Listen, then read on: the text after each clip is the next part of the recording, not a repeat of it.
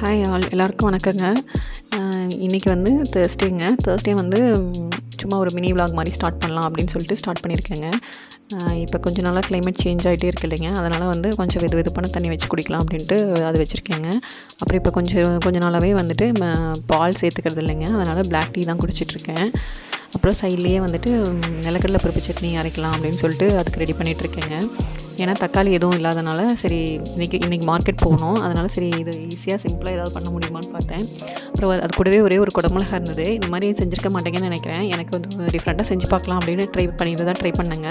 ஒன்றும் இல்லைங்க, நம்ம வானலியில் வந்து ஆயில் விட்டுட்டு அது கூட கொஞ்சம் உளுத்தம் பருப்பு, அப்புறம் வந்து பூண்டு, வரமிளகாய் இதெல்லாம் ஆட் பண்ணிக்கணுங்க. அப்புறம் நிலக்கடலை போட்டு நார்மலாக நீங்கள் வந்து ஃப்ரெஷ்ஷாக அப்படியே போட்டு அரைப்பீங்க. நான் வந்து எண்ணெயில் எல்லாம் வதக்கி விட்டுட்டு அது கூட கட் பண்ணி வச்சுருந்த ஒரே ஒரு குடமிளகா இருந்ததுங்க, அதையும் போட்டு நல்லா வதக்கி உப்பு போட்டு அரைச்சி எடுத்துட்டேங்க.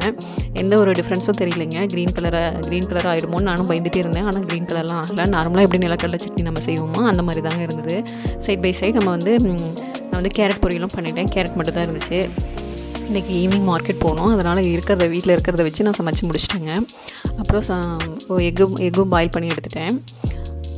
அதுக்கப்புறம் சாப்பாடு வச்சு விட்டேங்க. பாருங்கள், சட்னி அரைக்கிறேன் பாருங்கள். உங்களுக்கு எந்த டிஃப்ரென்ஸும் தெரிஞ்சிருக்காது. நான் கூட க்ரீனாக ஆகிடுமோ, ஏன்னா நம்ம குடமிளகா போட்டிருக்கனால க்ரீன் கலரில் வந்துடும்னு நினச்சிட்டு இருந்தேன். கண்டிப்பாக வரவே இல்லை. அதே மாதிரி டேஸ்ட்டும் எந்த சேஞ்சும் இல்லைங்க, உங்களுக்கு நல்லா இருந்தது. இதுக்கு ஒரு தாளிப்பு கொடுத்துடலாம் அப்படின்ட்டு தாளிப்பு கொடுத்துட்ருக்கேங்க. அப்புறம் சைடில் அடுத்தது தோசை செய்யலாம் அப்படின்னு சொல்லிட்டு தோசையும் ரெடி பண்ணிட்டேங்க. சாப்பாட்டுக்குமே இது வச்சுக்கிட்டோம். சாப்பாடும் நல்லா இருந்துச்சு. தோசை இட்லிக்குமே சூப்பராக இருக்குங்க. தோசைக்கு நாங்கள் ஊற்றிட்டோம். நீங்கள் இட்லிக்கும் கூட வச்சு சாப்பிட்டுக்கலாம். பெரிய பாப்பா ரெடியாகி வந்துட்டாங்க, அதனால் அவங்களுக்கு பாப்பாவுக்கு தோசை ஊற்றிட்டு இருந்தேன். கூடவே பாலும் பாயில் பண்ணிகிட்டு இருந்தேங்க. அடுத்து பெரிய பாப்பாவுக்கு வந்து ஆனியன் ஊத்தப்பம் கேட்டாங்க. கேரட் பொரியல் செய்யலான்னு சொல்லி கேரட் திருவி வைக்கலையே கொஞ்சோண்டு கேரட் எடுத்து வச்சுருந்தேங்க. ஒரு ஊத்தப்பம் போட்டு கொடுத்துடலாம் அப்படின்னு சொல்லிட்டு ஆனியன் ஊத்தப்பம் போட்டுட்ருக்கேங்க. இட்லி பொடி இருந்தது, அது மேலே இட்லி பொடியும் போட்டுட்டு பாப்பாவுக்கு ஊத்தப்பம் ரெடி பண்ணி கொடுத்துட்டேங்க. ஆனால் இன்னும் சின்ன குட்டினா எந்திரிக்கவே இல்லைங்க, அவங்க தூங்கிட்டு இருந்தாங்க. எப்பயுமே லேட்டாக தான் எந்திரிக்காங்க. ஏன்னா ரொம்ப கிளைமேட் வந்து உங்களுக்கு பனியாக இருக்கனால எந்திரிக்க முடிய மாட்டேங்குது. நார்மலாக என்னாலே எந்திரிக்க முடிய மாட்டேங்குது. அதனால் பிள்ளைங்கள்லாம் வந்து எந்திரிக்கிறதுனா கொஞ்சம் சிரமப்படுறாங்க. பாருங்கள், இப்போ இந்த வீடியோலாம் வந்து பாப்பா தான் எடுத்துகிட்டு இருந்தாங்க.